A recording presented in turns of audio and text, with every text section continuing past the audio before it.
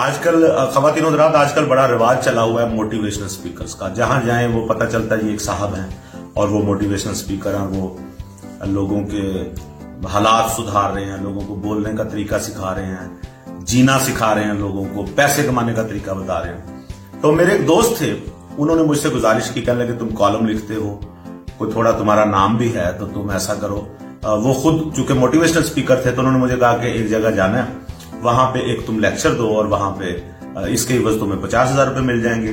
तो चलो हमारे सेशन में अगर तुम बात करोगे तो लोग भी खुश हो जाएंगे। तो मैंने उनसे कहा, मैंने कहा ठीक है, चूंकि 50,000 का मामला है, 50,000 को छोटी रकम नहीं होती। तो मैंने उनसे चेक लिया और जब मैं उनके सेशन में पहुंचा तो पता चला कि सेशन का उन्वान है उनका कि जिंदगी में कामयाबी हासिल करने के तरीके।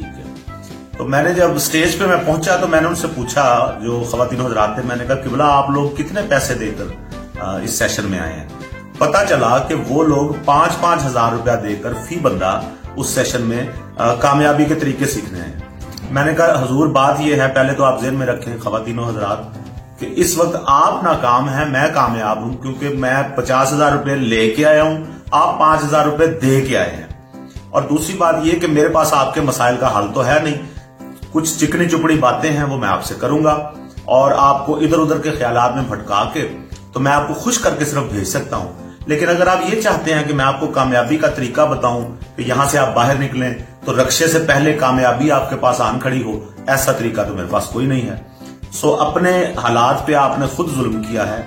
वो 5,000 जिससे आप घर का कोई बिल दे सकते थे, जिससे बच्चे की फीस दे सकते थे, कोई छोटी मोटी मुरम्मत घर की करवा सकते थे, वो आपने उठा के यहां दे दी और आप ये सोच के आए हैं कि 1 घंटे में आप कामयाबी सीख कर चले जाएंगे। तो भाई मुझे दीजिए इजाजत। उनसे मैंने ये कहा, मैंने कहा मुझे इजाजत दीजिए, मैं इस वक्त कामयाब हूं, मैं जा रहा हूं 50,000 का चेक जमा करवाने, आप बैठे इस कामयाबी को हासिल करने।